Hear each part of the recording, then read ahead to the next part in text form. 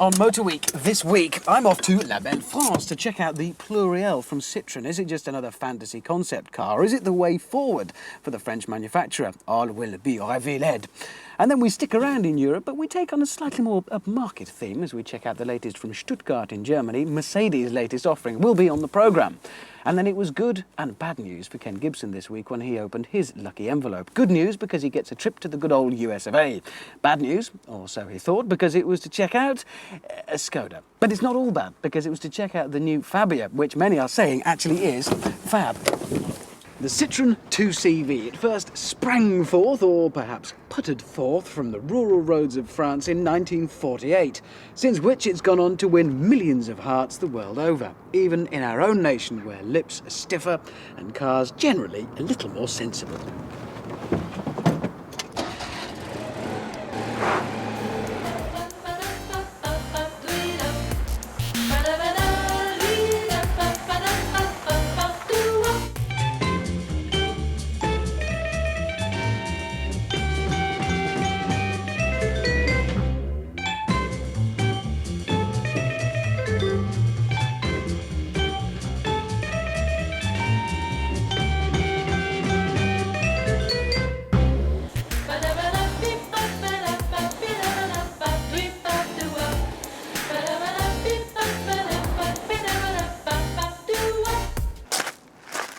So the pretty Pluriel is going to have to offer a little bit of real-life practicality if it's to step into the skinny tyres of its predecessor.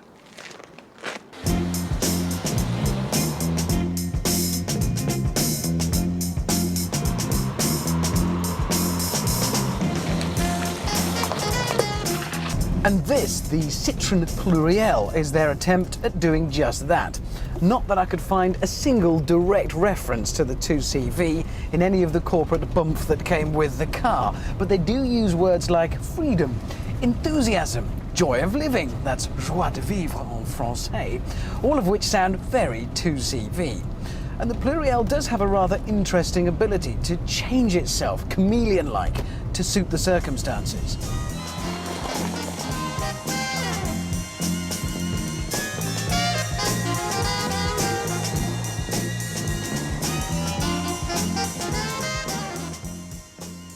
So there'll be no two-stroke, two-cylindered, underpowered nonsense going on here.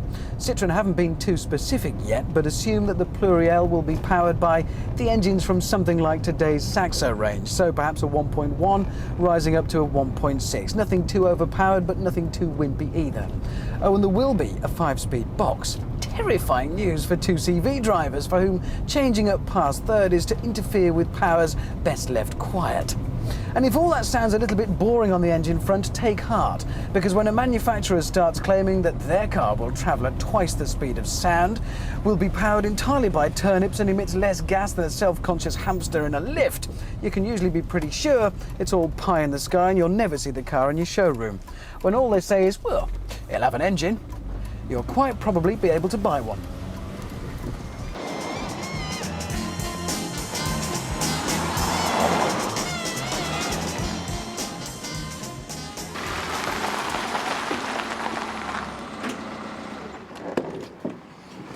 Citroen ask a lot of the little Pluriel. They demand that it be not only cute enough to eat, but also tough enough to carry loads that'd sink a battleship.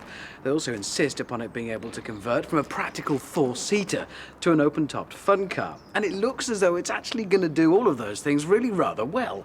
Of course, it is still a concept, so don't rush down to your Citroen dealer to place an order just yet, but you will be able to buy it or something a lot like it in a couple of years' time. And the really good news is that not only is there a practical and sensible side to the Pluriel's nature, Citroen say they've been sensible on the pricing as well, so don't expect to have to pay silly money.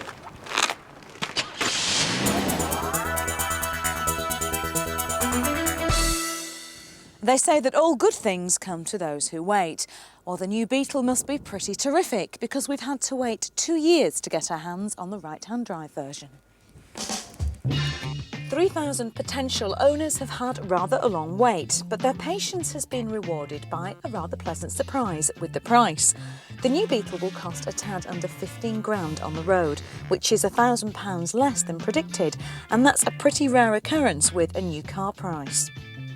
So have those patient owners been rewarded with a good thing?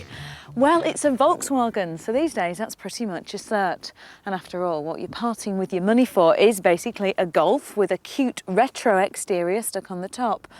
The suspension, the steering and the chassis are all from the Golf, as is the 2-litre engine, which it shares with the Golf GTI. And when you get inside, you discover that plenty of the switchgear looks spookily familiar as well. Now take heart all you nostalgia fans, because the interior may look very modern, but there is a hint of 60s flower power. A bud vase, the flowers optional of course.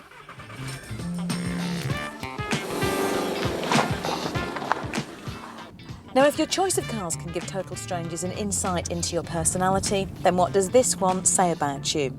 Well, if you go off reactions that you get when you take to the road, I'd say that most people reckon you're still an old hippie, living the whole 60s love and peace thing.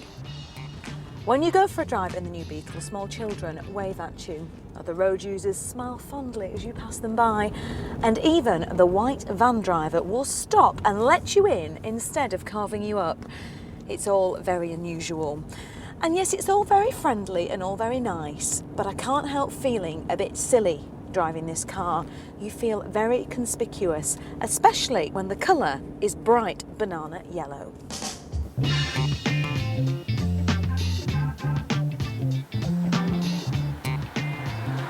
Now, we may have loved the old Beetle so much that we bought an astonishing 21 million of them, but if we're honest, they were actually pretty awful to drive.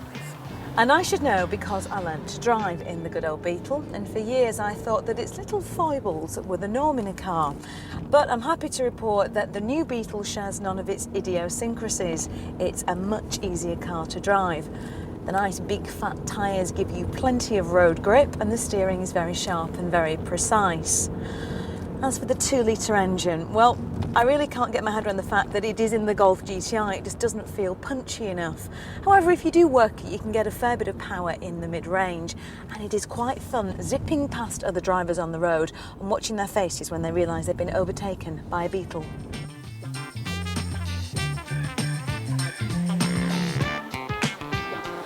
While I've no complaints about the drive, I've got to say I do find all this a very strange place to be.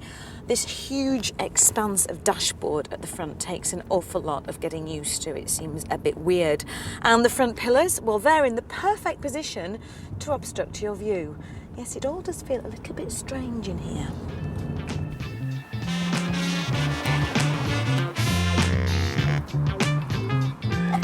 But if we're being honest, those little niggly problems don't really matter. The real reason people will buy the Beetle is because of how it makes them react. And there are so many people out there that will just adore the statement it makes, and they will buy it in droves. Personally, I think that it now looks just so much like every other Volkswagen in the range that it's lost the individuality and the charm that made up the old Beetle.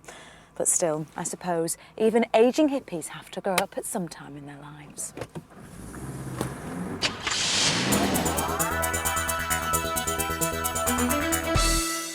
Oh, isn't it gorgeous? Just look at it. Brand new today. The way the circle is just, you know, well, round, and the points, they meet the edges perfectly there. It's even got a little stick here. It kind of wobbles on its little stick. It's just beautiful. Oh, and you get one of these as well. Car. It is, in fact, the new Mercedes C-Class, and whereas its bigger brother, the S-Class, which this does look suspiciously like, is more likely to find itself living in a place with a drive, well, rather like this one, the C-Class is one strictly for suburbia.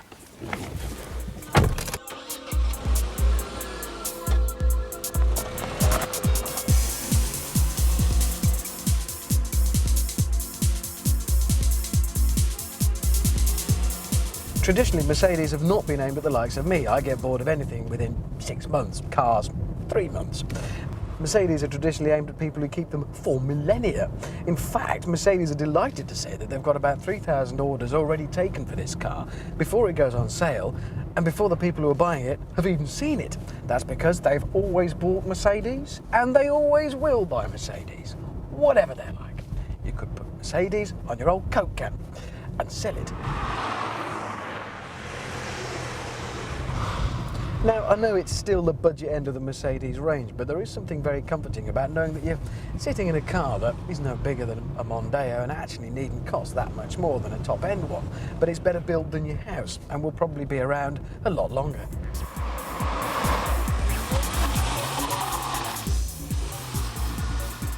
It's actually longer than the previous C-Class, but because of its shape, it looks smaller, more compact, and that is translated in the drive. Whilst not exactly feeling tiny, it does feel a lot more nimble than the outgoing model.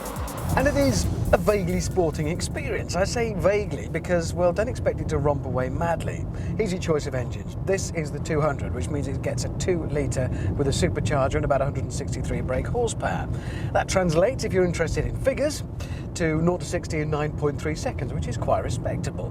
The 180 has a 2-litre engine, and then it all gets a bit confusing because there's a 2.6 in the 230, the 3.2-litre V6 in the 320. Who cares? You're not going to remember them anyway. This is the kind of mid-range, probably one of the better sellers. And it does feel pretty strong, but it is still a Mercedes, so Sir and Madam are asked to restrain from anything that's too verging on the hooliganery. Another refreshing change comes in the fact that standard specification will be slightly higher than has been traditional with older Mercedes, where even wheel nuts would have cost you extra. You'll even find a 6-speed manual gearbox as standard. Or you can opt for the 5-speed automatic that we've got in our test car, which is, well, a little on the slushy side. Mercedes say that they've answered critics of their previous manual gearboxes and their 6-speeder is a lot sharper. That coupe-esque silhouette has another advantage apart from looking good. It does mean that it doesn't create as much drag, which of course in turn brings benefits in fuel consumption. Mercedes, in making their changes for the new C-Class, have dumped the old round dials, and we've got this kind of half-moon affair with a needle that cranks its way around the speedo set firmly in the middle. You wouldn't want to know about anything as vulgar as revs after all. And I'm not sure. I don't like it. I prefer round dials. But that's just me. This is a crucial car for Mercedes. It's their big seller. They expect to sell thousands upon thousands of these. There's no word from Mercedes yet on prices, but expect it to be competitive. They're keeping quiet as of now, I suspect because they don't want BMW to turn around and knock a couple of £100 off every model and claim to be cheaper. It will sell. No doubt about it, just the 3-pointed star on the front would see to that, but the difference is this is a C-Class that you might just find desirable and not just the Tweedy set. Whereas the old one was very much a hyacinth bouquet to BMW's slinky Claudia Schiffer 3 Series, this new C-Class hits back with a naughty little Anna Kournikova. It looks a lot better and is a lot faster too. Watch out BMW. G'day, do you like my ute? It's a beaut. There's no reason for this car, by the way. I'm just playing in the woods and getting the thing mucky and doing rather well at it. So far then, we've seen one car that's really rather nice and not too expensive, but not actually available. We've seen a car that's probably beyond most of our pockets. After the break, Ken Gibson is off to the good old US of A to check out a car that's probably a little more realistic for most of us. Now, it's some time since we've been able to make jokes about a convertible Skoda being a skip, but the Fabia takes it into a whole new league, and Ken will be finding out all about it next.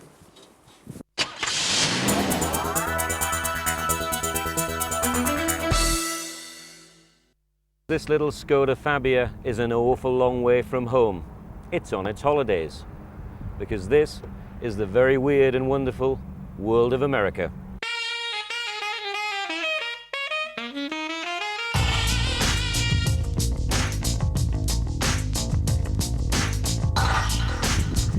Well, we've driven from Nevada into California, and we're right in the middle of the desert.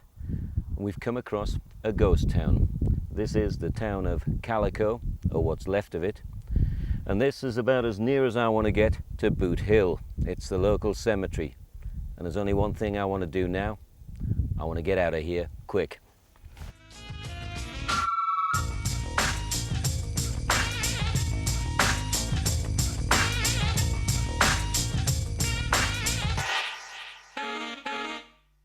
I've come across some amazing sights before, but nothing compares with this.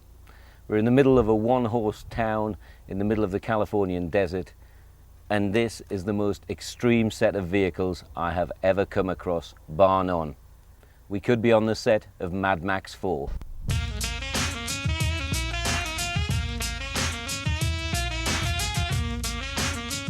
Greg Parker is the man responsible for this amazing collection of vehicles. So Greg, how did it all come about? It all came about one day when a highway patrolman told us to make a guy's car disappear because he had 7 drunk driving tickets and they didn't want him back on the road.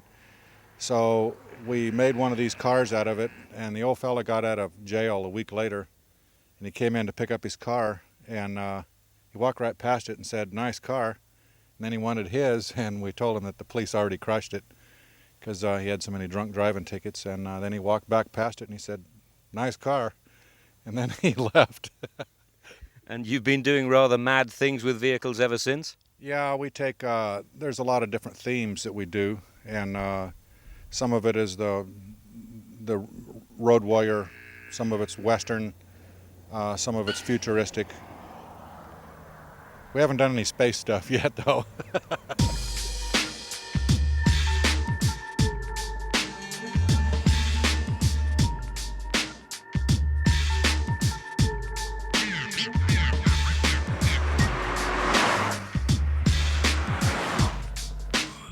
The day behind the wheel of the Fabia going across America confirms one thing. Skoda really now have got the quality right on this car. It has a quality feel about it, quality touch about it. It is a first-class car now, there is no doubt about it. The other big thing you realise after a very long day behind the wheel, I've done over 400 miles today, is just how comfortable the Fabia is. It really is a it's a firm ride, but in all the right places. It gives you good support. I've got out for 2 stops during the drive, and apart from needing a drink, I felt totally refreshed, which is a pretty good recommendation for any car, never mind a super mini out in the wilds of America. I'm driving the 1.4 litre engine, which is my preferred choice. You do need that out in America here, and it goes really well. It's a lively engine. It's not too powerful, but there again, you don't really expect that. Handling is very good. I actually feel that this is a better handling car than the VW Polo and quite a lot of the other opposition in the super mini sector. Gearbox is slick, and it is a first-class drive. This is now a top-notch super mini that can stand favourable comparison with any other car on the block. Well, it's been the end of a long, long day in the motoring saddle, and it's confirmed 2 things. By what I've seen again today, America is undoubtedly the weirdest place on earth. And Skoda definitely make very, very good cars. Well, I'm now going to do what any self-respecting cowboy will do at the end of a long day in the saddle. I'm going to have myself a long, cool beer. Good night, partners.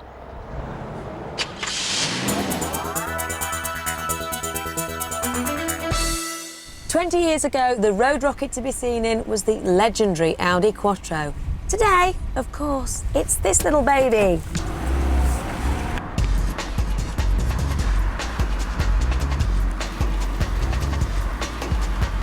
The Subaru Impreza first hit the shores of Britain in 1993, and since then, we just can't get enough.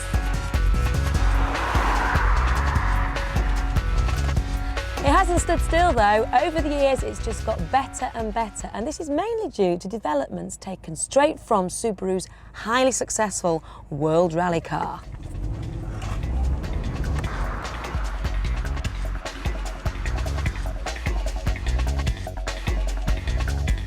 Of course, it's all been said before. Exceptional grip and traction, lightning steering.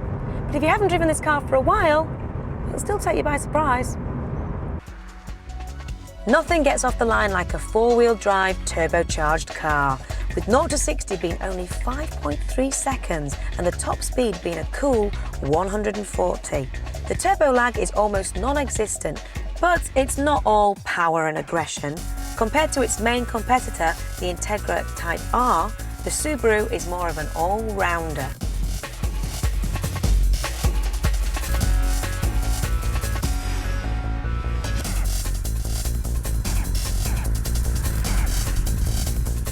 Now, people who own this car say that it's beautiful.